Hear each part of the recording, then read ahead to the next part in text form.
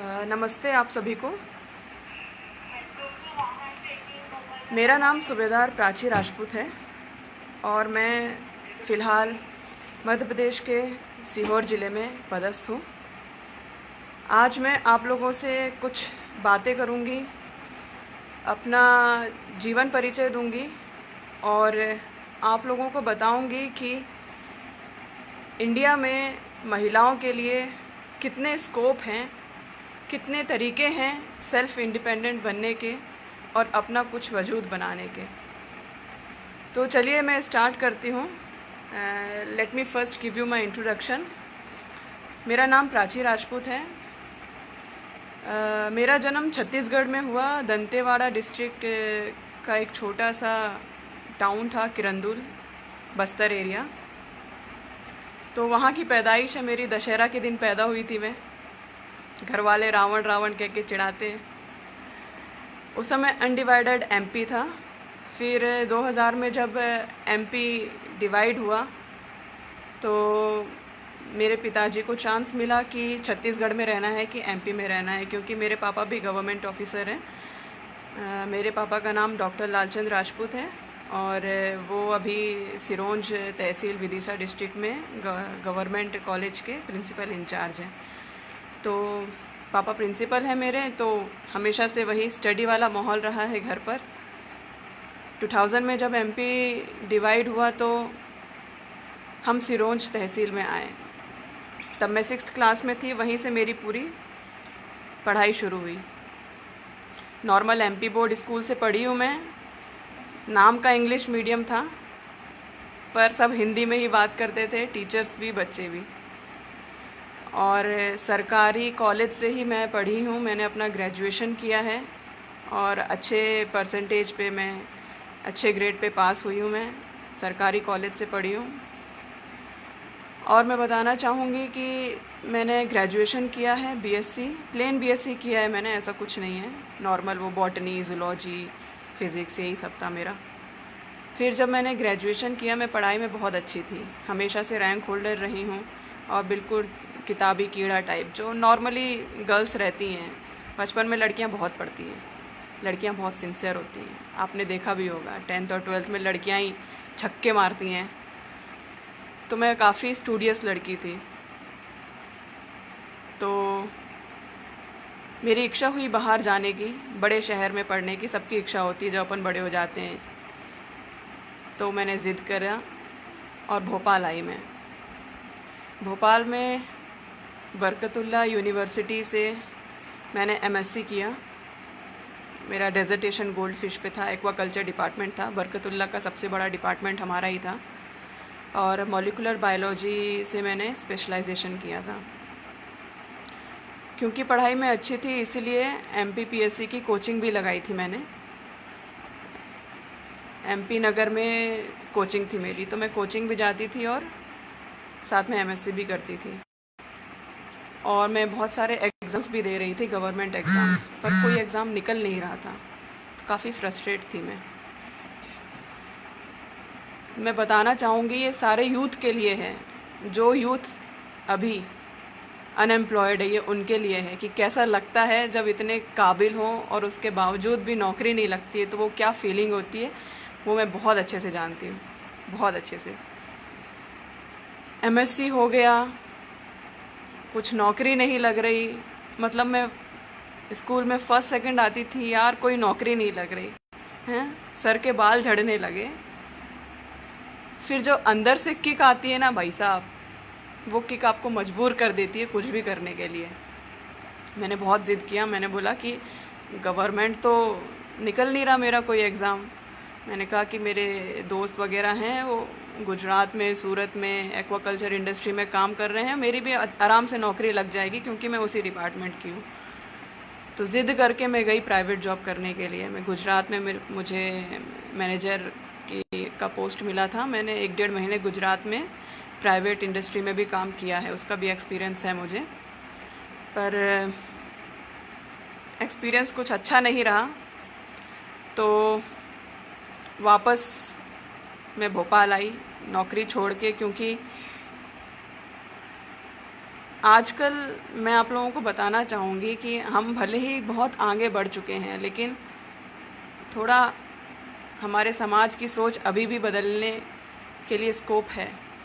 हमने वेस्टर्न कपड़े अपना लिए हैं, वेस्टर्न तौर तरीके अपना लिए हैं, वेस्टर्न कॉफ़ी अपना लिए, काश वेस्टर्न विचार भी अपना लें।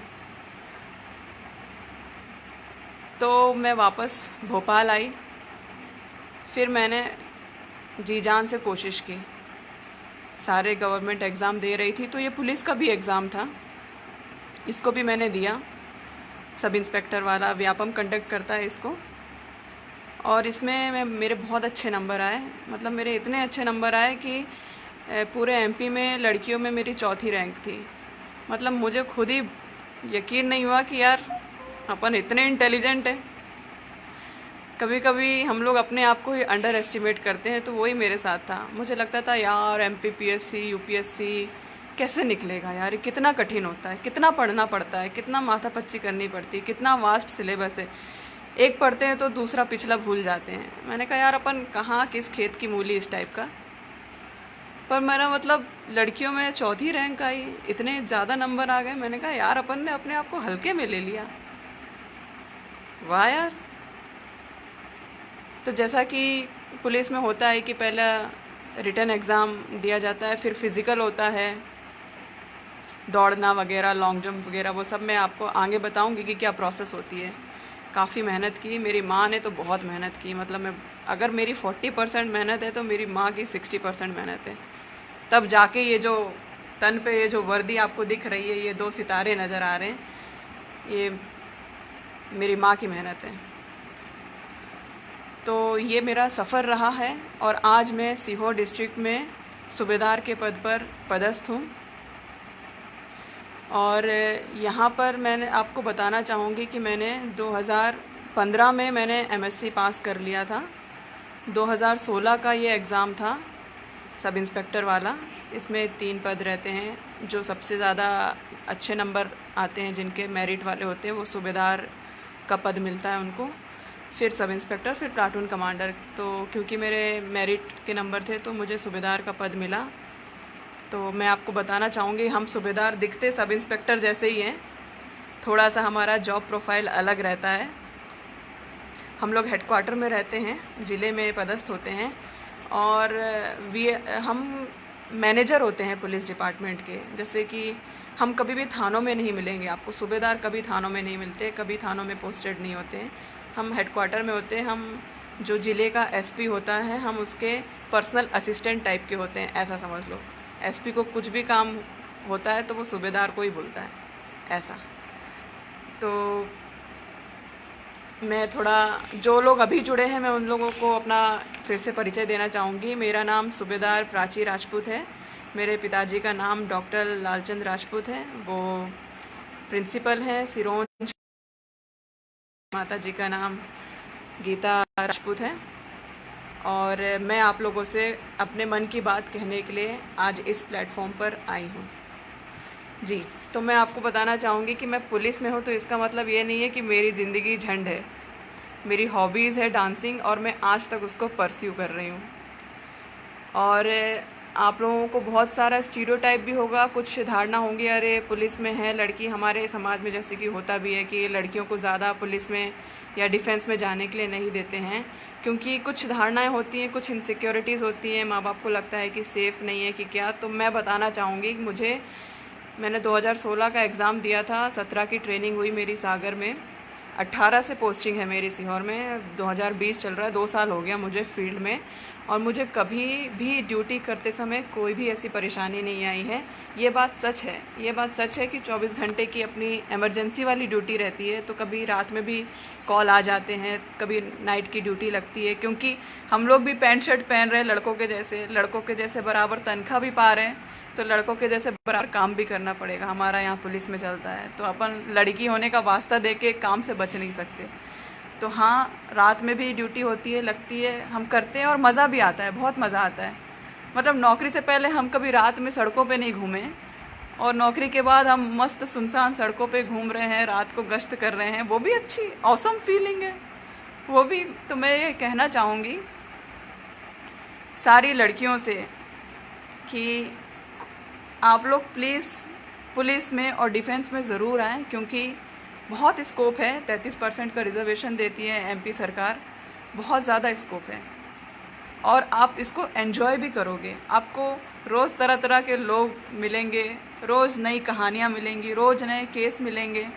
इससे आपका पर्सनैलिटी भी डेवलप होगा और आप मैच्योर होगे, आप ज़िंदगी जीना सीख जाओगे। पुलिस वाला ज़िंदगी जीना सीख जाता है। क्यों? क्योंकि वो हमेशा नेगेटिव एनवायरनमेंट में रहता है। चोर उचक्के, रेत माफिया, सुसाइड, मर्डर, एक्सीडेंट्स, हमेशा नेगेटिव एनवायरनमेंट में रहता है। उसके बावजूद भी वो हंसना सीखता है, मुस्कुराना सीखता है, अपनी फैमिली को सस्टेन करता है, अपने बच्चों को पढ़ाता लिखाता है, उनके लिए ज़िंदा रहता है। तो ये क्या कोई कम बात है? आप बताएं। पुलिस की नौकरी एक जगह तो बहुत ही टफ़ है। तो अगर आपको असली ज़िंदगी जीनी है तो भाई साहब पुलिस की तैयारी करें। यहाँ काफ़ी वैकेंसी है और अभी गृह मंत्री ने बोला भी है लगभग 4000 वैकेंसी निकलने वाली है, क्योंकि अभी ये कोरोना समय चल रहा है तो 2 सालों से नोटिफिकेशन अभी आए नहीं हैं। पर कोई बात नहीं, होल्ड ऑन, आप लोग तैयारी करते रहें, पढ़ाई करते रहें। मैं आपको बताना चाहूँगी पुलिस में कैसे आया जाए, ये टॉपिक मैं उठाती हूँ। तो मैं आपको बताना चाहूँगी कि 4 लेवल होते हैं, 4 लेवल, ठीक है। पहला लेवल होता है कांस्टेबल वाला, दूसरा होता है सब इंस्पेक्टर वाला, तीसरा होता है डीएसपी वाला, चौथा होता है एसपी वाला। 4 लेवल पे पुलिस में रिक्रूटमेंट होते हैं, ठीक है। तो जो नॉर्मल कांस्टेबल वाला जो एग्ज़ाम होता है वो भी व्यापम कंडक्ट करवाता है अपने स्टेट का, खासकर मैं एमपी के लिए बात करूँ तो, ठीक है। फिर अब मैं आपको रैंक भी बताती जाऊंगी पुलिस की, जिससे आपको समझ में आ जाए कि कैसे चलता है। तो सबसे नीचे कांस्टेबल होता है, उससे प्रमोट होके हेड कांस्टेबल होता है। हेड कांस्टेबल के लिए सीधी भर्ती नहीं होती है, सीधी भर्ती कांस्टेबल से होती है, ठीक है। फिर एएसआई होता है, जिसको बोलते हैं assistant sub inspector. Head constable से प्रमोट होके असिस्टेंट सब इंस्पेक्टर बनाया जाता है, ठीक है। फिर असिस्टेंट सब इंस्पेक्टर प्रमोट होके बनता है sub inspector. Sub inspector level पर डायरेक्ट भर्ती है, जिस भर्ती से मैं आई हूँ वो व्यापम लेता है, ठीक है। इसमें 2 आपके टेस्ट होते हैं, एक जनरल नॉलेज का होता है और एक एप्टीट्यूड का होता है, ठीक है। दोनों 100-100 नंबर के होते हैं। हमारा ऑनलाइन हुआ था, ऑफलाइन भी चलता था, लेकिन अब स्मार्ट इंडिया बन रहा है तो अब सब कुछ ऑनलाइन होने लगा है। तो आपको एक सब्जेक्ट आपका पूरा हिंदी इंग्लिश रहता है, जिसमें लैंग्वेज रहता है। तो अगर आपको एमपी पुलिस में आना है तो आपको हिंदी और इंग्लिश दोनों में आपको महारत हासिल करनी पड़ेगी। खासकर हिंदी 70 नंबर की आती है, इंग्लिश 30 नंबर की आती है। तो लूसेंट की हिंदी से ही मैंने पढ़ाई की थी। अगर मैं अपना बताऊं तो नॉर्मल लूसेंट की हिंदी आप कहीं किसी भी बुक स्टोर से ले सकते हो। और इंग्लिश भी आप बढ़िया पढ़ें, उसको तैयार करें, क्योंकि आज के ज़माने में जितना ज़रूरी कंप्यूटर का नॉलेज है उतना ही ज़रूरी इंग्लिश बोलना भी है। टूटी फूटी सही, लेकिन आप लोग बोलिए, इंग्लिश भी बहुत ज़रूरी है। और दूसरा पेपर हमारा जनरल नॉलेज का होता है। 200 नंबर के ये 2 पेपर होते हैं। इसको ये रिटन टेस्ट होता है। इसको अगर क्वालिफाई कर जाते हैं, उसके बाद फ़िज़िकल होता है। मैंने अपने फ़िज़िकल टेस्ट की तैयारी भोपाल के टीटी स्टेडियम से की थी और उसमें 800 मीटर की रनिंग होती है, जो कि अगर मैं लड़कियों की बात करूं तो 3.5 मिनट में दौड़कर निकालना पड़ता है। और लॉन्ग जंप होता है, वो 10 मीटर का होता है। और शॉट पुट होता है, वो 15 मीटर फेंकना पड़ता है। तो ये 3 था, मेरे लिए बहुत ही मुश्किल था, क्योंकि मैं इतना स्पोर्टी नहीं रही हूँ। मुझे स्पोर्ट से सख्त नफ़रत थी, सख्त नफ़रत। मैंने लाइफ में कभी दौड़ा नहीं, लेकिन जब से मैं पुलिस में आई हूँ बस मैं दौड़ ही रही हूँ। दौड़ दौड़ के घोड़ा बना दिया हम लोगों को, ठीक है। मैं एक बार आपको ये बताना चाहूँगी कि पुलिस डिपार्टमेंट डिसिप्लिन का डिपार्टमेंट है। तो ये बिल्कुल ही इंटेलिजेंट इंसान नहीं मांगते हैं कि बिल्कुल ही इंटेलिजेंट हो। पुलिस डिपार्टमेंट को घोड़ा व्यक्ति चाहिए, जो आदेशों का पालन करे और टुक टुक टुक टुक दौड़े। इसीलिए रिटन, फिज़िकल और इंटरव्यू होता है, ठीक है। तो फिज़िकल टेस्ट अगर आप पार कर लेते हो तो आपका मेडिकल होता है। उसमें जैसे लड़कों के लिए जैसे कितना सीना फुलाना हो, और हाइट भी नपती है। जैसे लड़कियों के लिए मिनिमम हाइट 5-2 इंच होती है, अलग अलग कैटेगरी वाइज वो रहता है। मुझे हाइट का कोई इतना इशू नहीं था, मेरी हाइट अच्छी है, नॉर्मल से अच्छी है। और वज़न नापते हैं। आपका नौकनी बहुत इम्पॉर्टेंट होता है, खासकर लड़कियों के लिए। मैं बता दूं, आप लोग पुलिस के सपने देखने से पहले एक बार घर में ही अपना ना नौकनी टेस्ट ज़रूर कर लेना। और फ्लैट फुट को टेस्ट करने का बेस्ट तरीका है कि आप गीले फ़र्श पे, पानी वाले फ़र्श पे अपने दोनों पैर रखो और सूखे फ़र्श पर उस दोनों पैरों को रखो, हटाओ पैरों को और फिर देखो। अगर आपके पैरों के निशान जो एड़ी और जो उंगली है उनके बीच में थोड़ा गैप है तो इट मीन्स आपको फ्लैट फुट नहीं है। और अगर आपके पैर पूरे ही छप गए फ़र्श पे, इट मीन्स आपको फ्लैट फुट है, आप नहीं दौड़ पाओगे। तो अगर पुलिस के सपने देखने से पहले आप अपना खुद ही असेसमेंट कर लो कि आप कहाँ स्टैंड करते हो, क्योंकि कुछ फ़िज़िकल बाधाएं भी आ जाती हैं, फिर बाद में लोग बहुत रोते हैं। दूसरा होता है नौकनी का मतलब है दोनों घुटने जुड़ना। कैसे जुड़ना? अगर मान लीजिए ये आपका पैर है ना, ये उंगली वाला हिस्सा, ये एड़ी वाला हिस्सा, ठीक है। तो अपने दोनों पैरों को एड़ी से टच करके उंगली ऐसे खोल के रखना, वी बनाना अपने पंजों से। वी बनाने के बाद आप देखना कि आपके घुटने जुड़ रहे हैं कि नहीं। अगर आपके घुटने जुड़ रहे हैं तो भाई साहब आप नहीं दौड़ पाओगे, आप कुछ नहीं हो सकता। इसको बोलते हैं नौकनी, ठीक है। तो आप अपना नौकनी भी देख लेना। बहुत सारे बच्चे एग्ज़ाम देते हैं, फ़िज़िकल देते हैं और फिर मेडिकल में आउट हो जाते हैं फ्लैट फुट और नौकनी की वजह से। लड़कियों का नौकनी ज़्यादा होता है, तो ये आप लोग इस बात का ज़रूर ध्यान रखिएगा नौकनी का, ठीक है। उसके बाद इंटरव्यू होता है, वो 10 नंबर का होता है। उसमें पैनल बैठता है, 3 पैनल होते हैं। वो आपसे पूछेंगे वही पुलिस में क्यों आना चाहते हो, वही और आपका जनरल इंट्रोडक्शन, आपकी हॉबीज़। तो भैया रट के मत जाना, जो जेन्युइन हो वही बताना। जैसे कि मैं बताऊँ, मेरी हॉबीज़ डांसिंग है तो मैंने डांसिंग ही बताई थी। तो फिर वो बोले भी कि पुलिस में आके कैसे परस्यू करोगे, तो मैंने बोल दिया भैया डांसिंग तो स्ट्रेस बस्टर का काम करता है। और सीरियसली जिसको डांसिंग पसंद है या गाना पसंद है या ऐसी भी कोई रिक्रिएशनल एक्टिविटी हो, पेंटिंग वगैरह हो, जो स्केचिंग करता हो, जो ऐसे व्यक्ति अगर जो स्ट्रेस में होते हैं ना तो वो यही करते हैं। डांस करने वाले डांस करते हैं, म्यूज़िक गाने वाले गाना गाते हैं। मैं बताना चाहूँगी कि मैं जब मेरी ये जो पुलिस में आने का ये जो सफ़र है, ये मेरी माँ नहीं होती तो मैं आज आ ही नहीं पाती। मदर का बहुत इम्पोर्टेंट रोल रहा है मेरा कैरेक्टर बिल्डअप करने में। सही बताऊँ, मतलब हम दौड़ कर आते थे, सुबह शाम दौड़ते थे और वही गर्म पानी में पैर डाल के अपना रखना, पैर सूज जाते थे, ये सारी चीज़ें। तो पेरेंट्स का बहुत बड़ा रोल रहा है मेरी लाइफ में। मैं भी आप लोगों से यही दरख्वास्त करूँगी कि आप लोग, क्योंकि हमारी जो जनरेशन ये most of the time mobile पे ही लगी रहती है, तो मैं आप लोगों से ये दरख्वास्त करूँगी कि थोड़ा सा टाइम निकाल के अपने माँ बाप के साथ बैठें। वैसे भी कोरोना काल चल रहा है, अच्छा अपना कम्युनिकेशन करें, अपने दिल की बात अपने पेरेंट्स को बताएं और पेरेंट्स से भी उनकी दिल की बात पूछें कि वो हमसे क्या एक्सपेक्ट करते हैं। यार मैं आपको बताऊं, माँ बाप बस यही चाहते हैं कि उनका बच्चा कुछ बन जाए, कुछ कर जाए, इंडिपेंडेंट हो जाए, लड़का हो चाहे लड़की हो। खासकर लड़कियों से मैं बोलना चाहूँगी, आप लोग फाइनेंशियल इंडिपेंडेंट ज़रूर होइए, किसी पे डिपेंडेंट मत होइए। शादी से पहले कुछ ना कुछ जॉब ज़रूर करिए, भले ही सैलरी कितनी भी हो। जॉब आपको बहुत कुछ सिखा देती है। बोलते हैं ना कि घर से बाहर निकलो, बाहरी दुनिया का पता चलेगा, तो वही बाहरी दुनिया आपको देखने को मिलती है। तो जब आप लोग स्कूल कंप्लीट कर लें, कॉलेज कंप्लीट कर लें, तो 2-4 चीज़ें मैं बताऊंगी, वो आप अपना अपडेट करा लेना। पहला तो आपका आधार कार्ड, ठीक है, उसको अपडेट करा लेना, उसमें अपना एड्रेस अपडेट करा लेना। दूसरा आपका पैन कार्ड, सब 18 साल के बाद आप अपना पैन कार्ड बनवा लेना, ठीक है। ड्राइविंग लाइसेंस बहुत ज़रूरी है। आप लोग सर्र अपने माँ बाप की गाड़ी चलाते हो, ड्राइविंग लाइसेंस एक का नहीं होगा, ठीक है। तो आप लोग अपना ड्राइविंग लाइसेंस ज़रूर बनवाएं अपने नज़दीकी आरटीओ से। और मैं लड़कियों से बोलना चाहूँगी, स्कूटी के साथ साथ बाइक भी चलाना सीखो, उसमें और भी अच्छा कॉन्फिडेंस आता है और ये आपके सेल्फ बिल्डअप के लिए है। मैं आपको क्या बताऊं, लड़कियों को हर चीज़ करना आना चाहिए। मैं अगर अपना बताऊं तो मुझे बाइक चलाना नहीं आती थी, लेकिन पुलिस में आने के बाद मैंने बाइक चलाई, मैंने बुलेट चलाई, मैंने कार चलाई और आजकल मैं ट्रक चलाना सीख रही हूँ। पता चले रास्ते में कोई ट्रक को रोके चालान काटने के लिए, तो बहुत बार होता है ड्राइवर भग जाते हैं, तो हमें कोई ट्रक चला के थाने में ले जाना पड़ता है।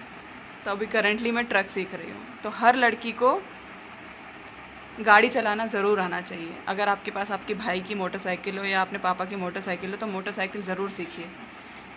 आप बिलीव नहीं कर सकते हो ये कितना काम आता है, बहुत काम आता है। ठीक है, तो ये मैंने आपको बताया कि पुलिस में कैसे आया जाए। मैं आपको बताना चाहूँगी कि एमपी पुलिस इतनी स्मार्ट है। मैं आपको 2-4 ऐसे रोचक तथ्य बताऊँगी, आप तो सुन के भौचक्के रह जाओगे। पहली बात, आपने डायल 100 देखा होगा। पूरे मध्य प्रदेश में डायल 100 की गाड़ियाँ हैं, मॉल के आसपास है ना, जगह जगह पे।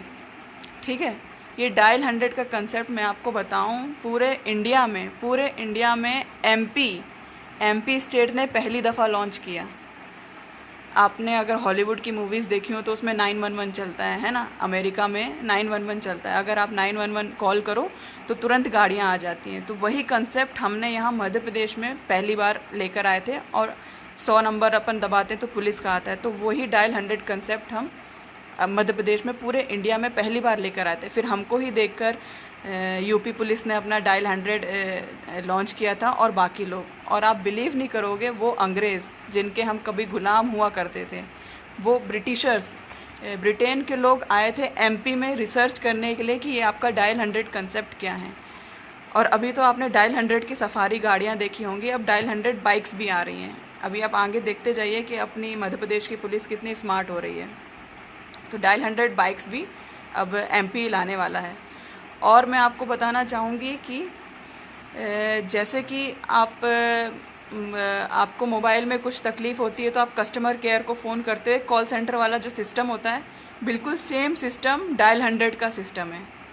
ठीक है, तो डायल 100 जब आप डायल करोगे तो उसका एक जो कॉल सेंटर वाला हेडक्वार्टर है वो डायरेक्ट भोपाल में है। आप एमपी के किसी भी कोने से कॉल करोगे तो वो सीधा भोपाल हेडक्वार्टर जाएगा। ठीक है, भोपाल हेडक्वार्टर से आप जब भी डायल 100 को कॉल करोगे तो वो आपका नाम पता पूछेगा, आप कौन से तहसील में हो, आपका लोकेशन, आप कौन से रोड में हो, आप कौन से थाना एरिया में हो, वो पूछेगा। वो पूछने के बाद वो वहीं से आपकी कॉल को उस पर्टिकुलर एरिया के डायल 100 को फॉरवर्ड करता है, उनको इवेंट मिलता है, और इससे 10 मिनट में गाड़ी आपके इवेंट तक पहुंच जाती है। मैंने 2 दफ़ा डायल 100 का इस्तेमाल किया है। जब हाईवे पे एक बार एक्सीडेंट हो गया था तो मैंने खुद डायल 100 कॉल किया था, 2 मिनट में गाड़ियाँ आ जाती हैं। ये जो पद्धति है पहली बार एमपी पुलिस लेकर आई थी और इसको पूरे देश ने फॉलो किया।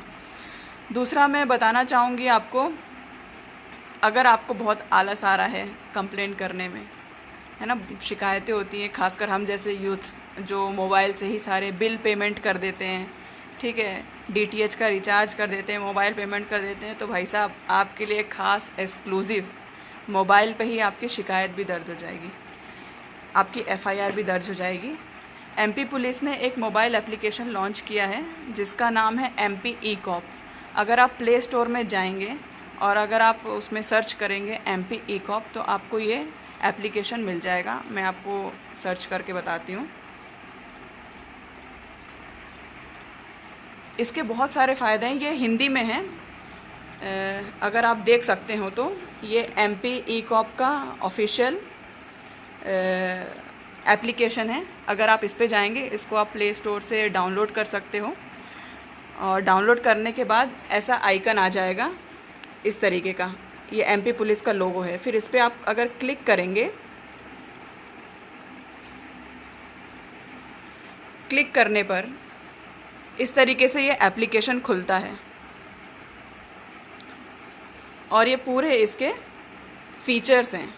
इसमें आप अपना कैरेक्टर सर्टिफिकेट ले सकते हो, अगर आपकी कोई गाड़ी गुम गई है या चोरी हो गई है, और अगर आप इस पे सर्च मारोगे तो अगर वो किसी थाने को मिली होगी तो आपको इसमें आपकी गुम हुई गाड़ी का पता भी मिल जाएगा।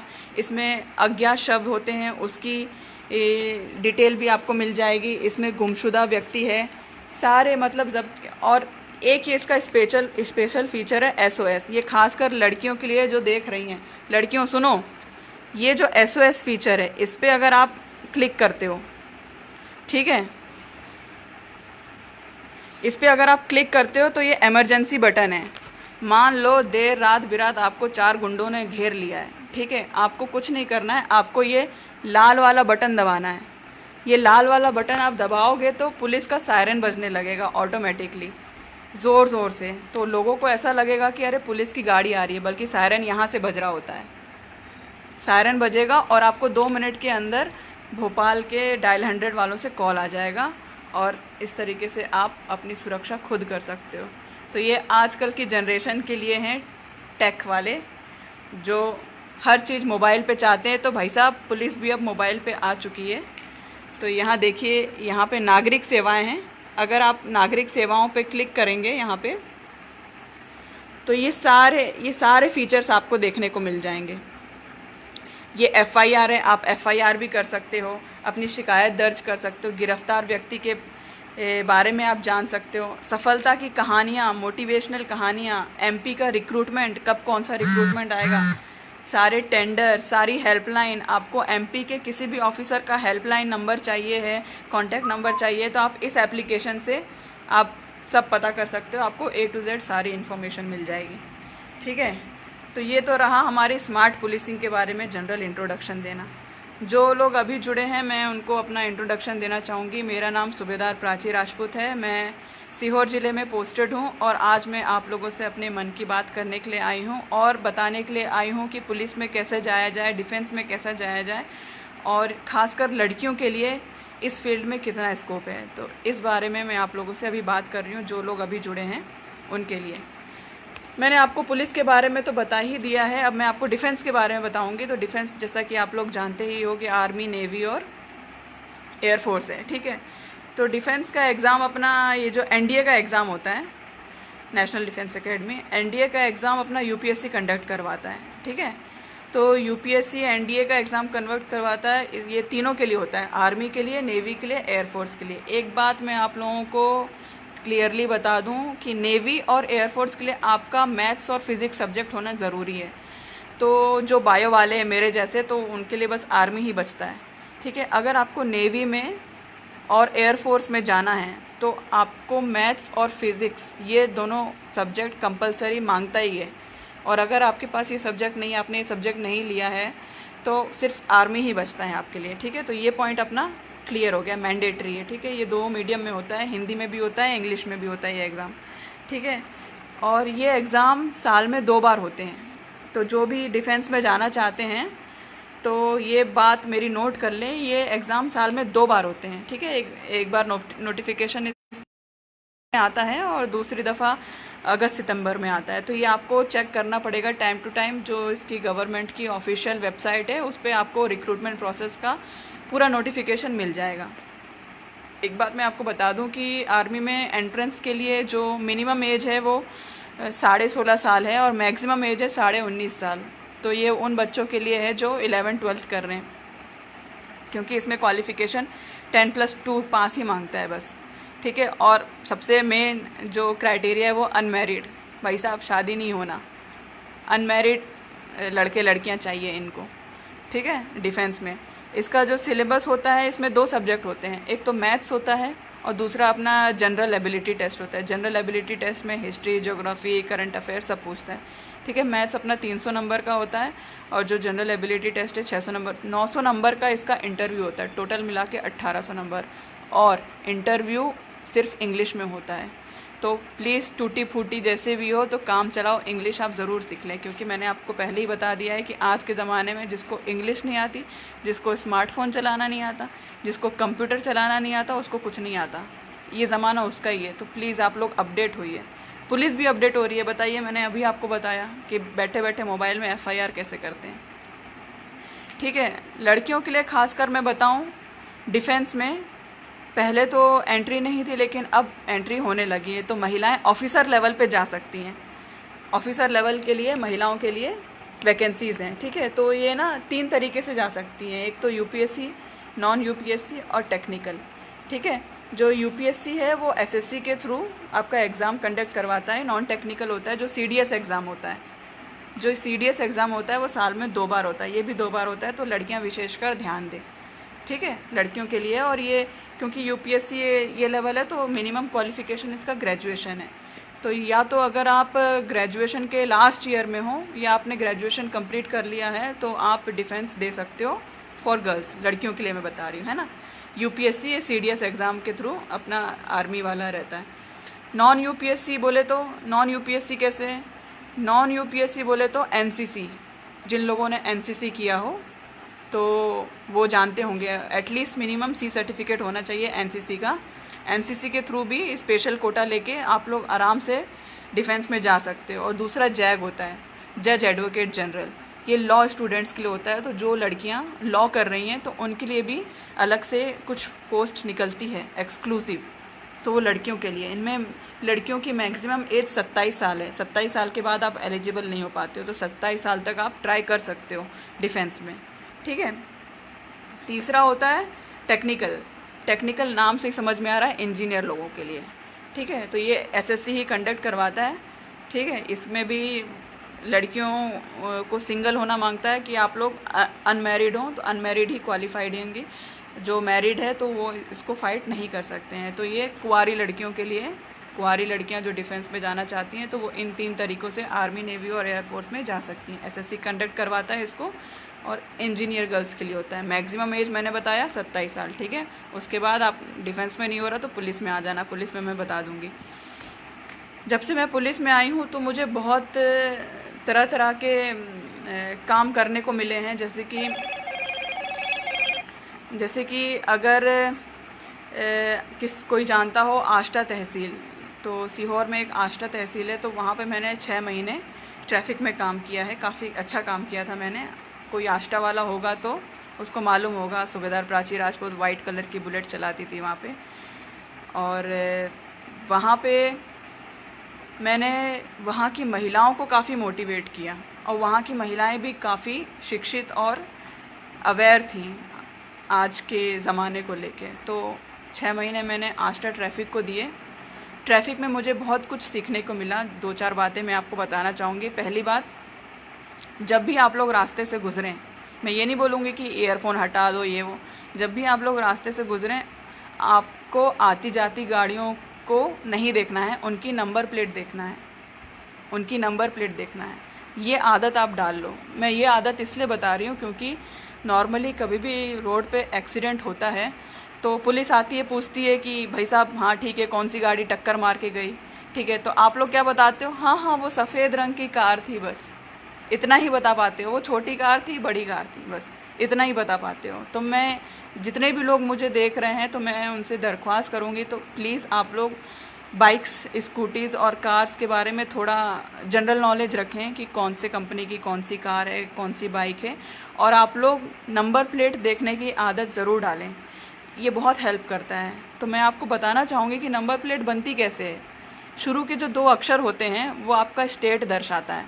आप अपनी खुद गाड़ी को चेक करो, आपकी गाड़ी में अगर शुरू में MP लिखा हो, UP लिखा हो, तो समझ में आ जाएगा कि किस स्टेट की गाड़ी है, ठीक है। उसके बाद 04, 05, 09, 37, 40, 05, ये सब, ये इसके बाद 2 नंबर्स होते हैं। ये बताता है कि कौन से ज़िले की गाड़ी है, कौन सा डिस्ट्रिक्ट है, ठीक है। नंबर प्लेट को मैं डिकोड करके बता रही हूँ कि नंबर प्लेट अपने आप में एक एड्रेस है, अपने आप में। पहला आपको स्टेट बताता है, 2 अल्फ़ाबेट, उसके बाद के जो 2 डिजिट हैं वो आपको बताते हैं कि वो गाड़ी किस डिस्ट्रिक्ट की है, ठीक है। उसके बाद के जो 2 डिजिट हैं वो बताते हैं गाड़ी का टाइप क्या है। आप अभी अगर अपनी बाइक को जाके देखना, आपकी बाइक में MK, MC, MY, DM है ना, QC, अगर इस तरीके के नंबर होंगे ज़िले के कोड के बाद, मतलब क्या है, वो मोटरसाइकिल है। स्कूटी के नंबर में SW, SQ, SO, तो उससे समझ में आ जाता है S फॉर स्कूटी। जिसके पास कार हो अपनी नंबर प्लेट जाके देखना, CW, CS, CA, CC, इसका मतलब क्या है कि वो गाड़ी कार है। उसके बाद के बचे 4 डिजिट, बस आपको 4 डिजिट याद रखना है। अगर आप ये नंबर प्लेट देखने की आदत आप नॉर्मल वे में आप अपने बच्चों को सिखा सकते हो। आप कभी दूर ट्रैवलिंग में जाओ, अपने मामा के घर जाओ, चाचा के घर जाओ, दादा दादी के घर जाओ, खेल खेल में आप अपने बच्चों से बोलो कि रास्ते में कौन कितनी नंबर प्लेट याद रख सकता है। देखो बच्चे लोग क्या धड़ाधड़ नंबर प्लेट याद करके एक नज़र में देखकर बता देंगे।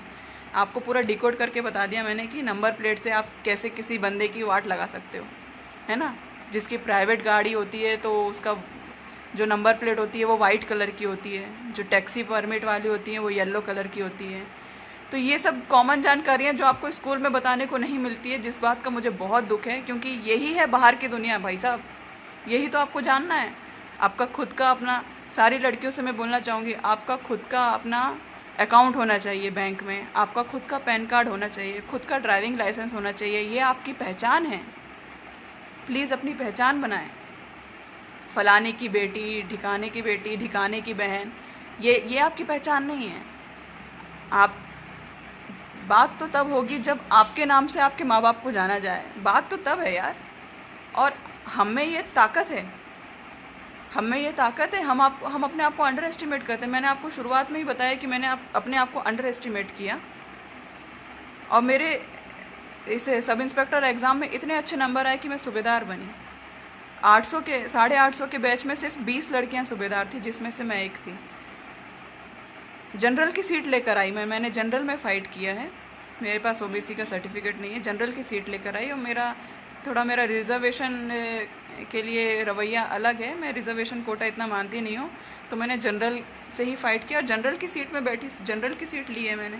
और अभी भी मैं निरंतर तैयारी कर रही हूँ। मैं अभी भी पीएससी देती हूँ, मैं फ़ेल होती हूँ, मैं फिर देती हूँ, मैं फिर फ़ेल होती हूँ। 2-3 बार पीएससी दिया, मेरा नहीं निकला, तो क्या होता भाई साहब, तो क्या होता। फिर पीएससी आएगी, मैं फिर दूंगी, देती रहूँगी, जब तक।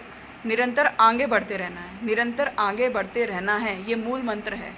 आप ही अपना कंपटीशन हो। आप दूसरों को देख के मत चलो, आप खुद में झांक के देखो कि मैंने आज तक क्या किया। अपने आप को शीशे में देखो मैंने आज तक क्या किया।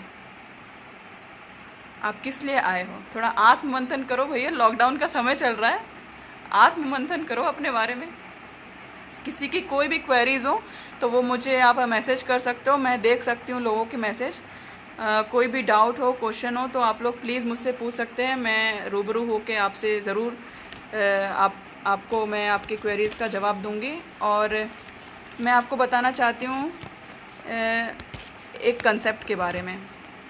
जब 2012 में निर्भया केस हुआ था, दिल्ली का केस हुआ था, सब जानते हैं, पूरे देश जानता है, दुनिया जानता है। उसके बाद पुलिस में बहुत बदलाव हुए पुलिस में, जिसमें से एक था निर्भया प्रोजेक्ट। ठीक है, तो निर्भया प्रोजेक्ट में क्या है, सभी डिस्ट्रिक्ट में एसपी की ये जिम्मेदारी है कि जितनी भी school going girls, college going girls और जो कोचिंग गोइंग गर्ल्स हैं, उनकी सुरक्षा के लिए आप क्या कदम उठाते हो। ठीक है, तो उसके लिए एक अलग से टीम बनती है। उसमें एक सब इंस्पेक्टर लेवल की एक महिला अधिकारी होती है, उनके साथ कांस्टेबल होती है। तो निर्भया मोबाइल चलने लगी। अगर जो कुछ जानकार लोग होंगे उनको मालूम होगा, उनके डिस्ट्रिक्ट में निर्भया मोबाइल, एक पुलिस की मोबाइल चलती है जो स्कूल कॉलेज जाके भ्रमण करती है और बच्चियों को उनके राइट्स के बारे में बताती है और उनको बताती है कि मनचले लड़कों से कैसे बचा जाए। ठीक है, तो जब मैं इस डिस्ट्रिक्ट में आई थी तो मुझे आस्टर ट्रैफिक मिला। आस्टर ट्रैफिक में काम करने के दौरान मैं सोशल एक्टिविटीज़ में भी काफ़ी इंक्लूडेड थी। तो ये चीज़ मेरे एसपी सर ने देखा और ये देखते हुए मुझे महिलाओं की सुरक्षा के लिए एक टीम का प्रभारी बनाया गया, जिसका नाम है शक्ति स्क्वाड। तो इस समय मैं शक्ति स्क्वाड प्रभारी हूँ सीहोर में। शक्ति स्क्वाड निर्भया मोबाइल का एडवांस्ड वर्जन है। जैसे निर्भया मोबाइल में एक लेडी ऑफिसर होती थी और उसके साथ एक फ़ीमेल कांस्टेबल होती थी, शक्ति स्क्वाड में पूरी एक फ़ीमेल गैंग है। ठीक है, मैं पूरा झुंड लेके चलती हूँ फ़ीमेल लेडी ऑफिसर्स का। ठीक है, मैं प्रभारी हूँ, एक 2 स्टार लेवल का प्रभारी रहता हूँ। मेरे साथ 10-12 अलग अलग थानों क्षेत्र से लेडी कांस्टेबल हैं और हम लोग बढ़िया झुंड में चलते हैं मस्त, और मनचले लड़कों की अकल ठिकाने लगाते हैं।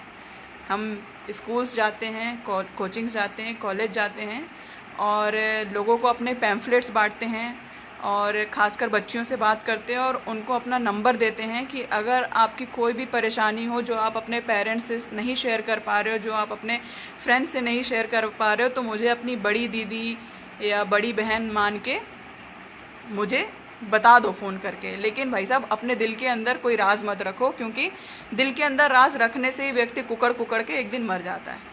तो मैं तो किसी को जानती नहीं हूँ, ना ही मैं किसी से जाके चुगली करूँगी, तो मैं सबको अपना नंबर देती हूँ मेरा शक्ति स्क्वाड का ऑफिशियल नंबर है, और जो लोग देख रहे हैं तो वो भी नोट कर सकते हैं इन केस आपको काम आए, या फिर आप अपने आसपास लोगों को डिस्ट्रीब्यूट कर सको। तो मैं अपना शक्ति स्क्वाड का नंबर बताती हूँ, तो आप लोग चाहें तो नोट डाउन कर सकते हैं। शक्ति स्क्वाड का नंबर है 7587635900।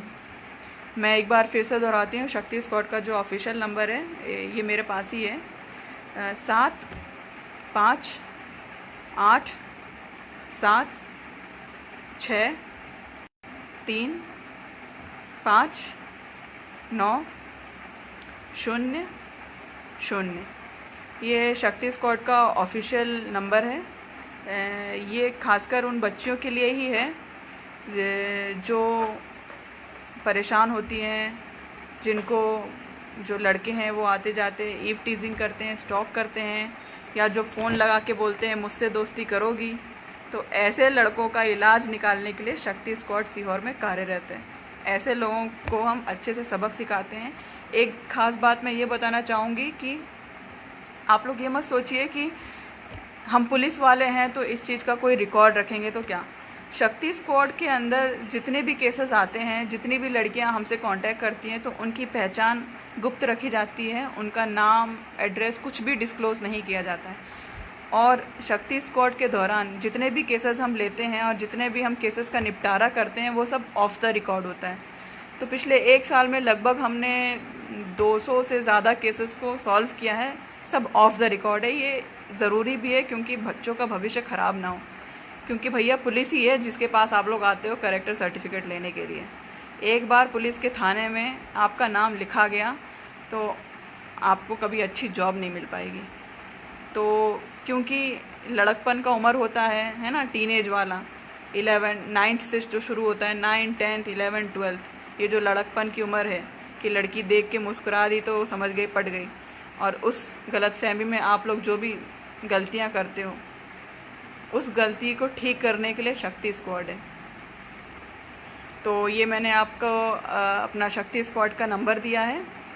तो अगर आपको आपके आसपास किसी को भी कोई भी तकलीफ़ हो या परेशानी हो तो आप इस पे ज़रूर कॉल करें। एक ये मेरा सरकारी नंबर है ऑफिशियल, इसको भी नोट कर लें। ये मेरा खुद का नंबर है 7049128744। मैं एक बार फिर से दोहराती हूँ, 7049128744। तो ये मेरा पर्सनल नंबर है। आप चाहें तो आप मुझसे कांटेक्ट करके भी, खासकर जो यूथ है, मैं उससे बोलना चाहूँगी कि आप लोग बिल्कुल मेरे से काउंसलिंग ले सकते हो। मैं आपको बिल्कुल आपकी ही भाषा में समझाऊंगी कि क्या करना है, क्या नहीं करना है, कैसे आगे बढ़ना है। और ख़ासकर मैं लड़कियों को बोलना चाहूँगी कि बेशर्म होना सीखो, ठीक है। आप शर्माते रह जाओगे और दुनिया आगे बढ़ जाएगी, ठीक है। कुछ तो लोग कहेंगे, लोगों का काम है कहना। तो लोगों की बातों को एक कान से सुनो और दूसरे से निकालो। ये करना आपने सीख लिया ना तो आप बुलंदियाँ छू जाओगे, ठीक है। खासकर एमपी में, यूपी में, जो हमारे पिछड़े स्टेट, दिल्ली मुंबई की तो बात अलग है भाई साहब, वो तो सिटीज़ ही अलग हैं, ठीक है। लेकिन हम जो लड़कियां हैं जो एमपी में रह रही हैं, यूपी में रह रही हैं, 4 लोगों को देखना पड़ता है, सोसाइटी को देखना पड़ता है, माहौल को देखना पड़ता है ना। तो मैं उन्हीं लड़कियों से बोलना चाहूँगी कि बेशर्म बनो। बेशर्म नहीं बनोगे तो काम नहीं होने वाला। और आपकी सबसे बड़ी ताकत आपकी फैमिली है। अगर ये आपने पहचान लिया तो आप कुछ भी कर जाओगे। सबसे ज़्यादा ज़रूरी है कि आप अपने माँ बाप में इतना कॉन्फिडेंस हासिल कर लो कि अगर आप रात को 9 बजे भी आओ कहीं बाहर से तो माँ बाप को भरोसा रहे कि सही जगह से आई है, हमारी लड़की गलत नहीं है। इतना अगर कॉन्फिडेंस है माँ बाप में, आप प्राइम मिनिस्टर बन जाओगे। इंदिरा गांधी कहाँ लगी है, आप इंदिरा गांधी बन सकते हो। तो मैं तो लड़कियों से यही बोलूँगी कि सुनो सबकी, करो मन की। ये जो यूथ का जो स्लैंग है, सुनो सबकी, करो मन की। बेशर्म बनो, फाइनेंशियल इंडिपेंडेंट हो, ठीक है। जब बेरोज़गार रहोगे तो परिवार में कोई सुनेगा नहीं, आपकी बात की कोई अहमियत नहीं होगी, ठीक है। कोई बड़ा डिसीज़न लेना होगा तो आपको ऐसी साइड में ही कॉर्नर में पटक दिया जाएगा कि तुम कौन हो भैया, बेरोज़गार हो, हैं, उल्टा धरती के बोझ हो, हैं, तुम चुप रहो, हम अपना कर लेंगे, ठीक है। और जब आप कुछ बन जाते हो, काइंड ऑफ आपकी औकात हो जाती है, तब आपकी हर बात वैल्यू करती है। ये मेरे जितने भी साथी हैं जो मुझे देख रहे हैं उन्होंने, और जो लोग जॉब में हैं, उन्होंने खुद ये पर्सनल एक्सपीरियंस किया होगा, ये किया होगा। जब आपकी जॉब लग जाती है, आप कुछ करने लगते हो या आप अपने पैरों पे खड़े होते हो, आप में एक अलग कॉन्फिडेंस आता है। और फैमिली भी आपको फिर हल्के में नहीं लेती है भाई साहब, फैमिली हल्के में नहीं लेती है, आपकी बात सुनती है फिर। और जितनी भी लड़कियों को बोला जाता है घर से बाहर निकलोगी तो पता चलेगा कि बाहर की दुनिया क्या होती है, तो बता देना, देखो हम इंसान हैं, हम भगवान तो है नहीं, गलतियां सबसे होती हैं, मेरे से भी हुई हैं, गिर गिर के ही तो सीखे हैं। एक्सपीरियंस क्या होता है, एक्सपीरियंस क्या होता है, गलती करके सीखना ही एक्सपीरियंस होता है, गलती करके सीखना ही अनुभव होता है, ठीक है। तो ये जो मैं बोल रही हूँ अपने अनुभव से बोल रही हूँ, तो ये बात नहीं है कि मैंने कभी कोई गलती नहीं की होगी, मैंने भी गलतियाँ की हैं, सब करते हैं। आपके अगर कोई भी सवाल हो तो हाँ प्लीज़ मुझे, रिंकी जाटी गुड इवनिंग बोल रही हैं, गुड इवनिंग आपको भी, Shivam Rajput, Rakesh Kumar, Shatrughan Singh Rajput, doctor Anish Lodhi, good evening आप सभी को।